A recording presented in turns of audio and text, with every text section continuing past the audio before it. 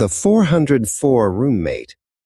Sector 404 was a labyrinth of glass and steel, a place where the Gurgaon skyline bled into a perpetual neon haze.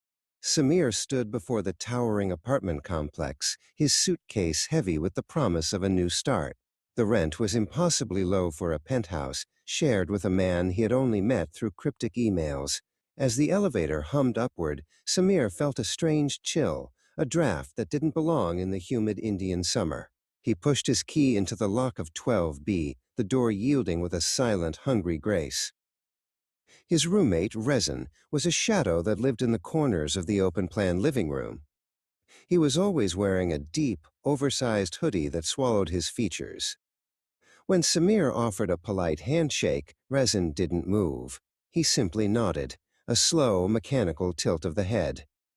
"I work nights." Rezin's voice was a dry rasp, sounding like parchment rubbing against stone. Samir laughed nervously, retreating to his room, feeling the weight of Rezin's unseen eyes tracking the rhythm of his footsteps.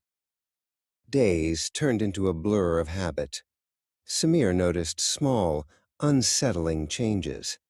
His toothbrush was damp when he hadn't used it. His favorite shirts were rearranged in the closet, smelling faintly of hot plastic and chemical resin. One evening, Samir caught a glimpse of Rezin standing in the kitchen doorway. Rezin wasn't cooking. He was simply standing perfectly still, his body contorted into the exact, slightly slumped posture Samir took when he was tired. The curiosity became a gnawing dread. While Rezin was supposedly at work, Samir approached the one door that remained locked, the small utility room at the end of the hall. With a trembling hand and a thin piece of wire, Samir picked the lock. The door creaked open to reveal a room bathed in a sickly violet light. The air was thick with the scent of melting polymers and the rhythmic, robotic thrum of machinery. Samir's breath hitched. The walls were not bare. They were covered, plastered from floor to ceiling, with thousands of candid photographs of him. Samir sleeping. Samir eating. Samir laughing at a joke on his phone. Red strings connected the photos to handwritten notes detailing his micro-expressions. Left eyebrow twitches when lying. Slight limp in right step after 6 p.m. It wasn't a roommate's room.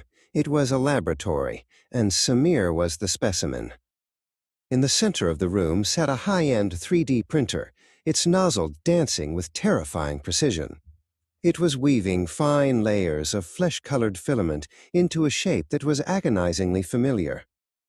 Rezin stood over the machine, his hood finally down, though his back remained turned. He was holding a sanding tool, meticulously smoothing the edges of a prosthetic ear that looked identical to Samir's. Samir's gaze drifted to a row of shelves. There, mounted on glass busts, were masks. They weren't plastic toys, they were hyper-realistic silicone skins. Each one represented a stage of perfection. The final mask, sitting under a spotlight, was a masterpiece. It wasn't just a likeness. It was his soul captured in synthetic resin. Samir reached out, his fingers brushing the cold, artificial cheek of his own severed identity. "It's almost finished, Samir." The voice came from the doorway, but it wasn't the dry rasp from before. It was Samir's own voice, perfectly pitched, identical in every cadence. Samir spun around to see Rezin standing there. Rezin pulled the hoodie back further, revealing the mask he was already wearing. It was a slightly older version of Samir's face, the eyes blinking with a programmed, synthetic rhythm. Rezin stepped forward, his movements fluid and practiced. Samir tried to scream, but the air felt like liquid lead in his lungs. He stumbled back, tripping over the printer's power cables. He fell into the darkness of the corner as Rezin loomed over him. Rezin didn't attack. He simply watched, his head tilting with that same mechanical grace. "You don't need this life anymore," Rezin whispered in Samir's voice. "You're so tired of being you. Let me take the weight." Samir felt a strange, numbing cold spread through his limbs as he stared into his own eyes. The next morning, the sun rose over Gurgaon, glinting off the glass towers. A delivery agent named Kiran rang the bell of 12B. The door opened, and a man stepped out, smiling, well-rested, and perfectly dressed in Samir's favorite linen shirt. "Thank you, Kiran," the man said, tipping him generously.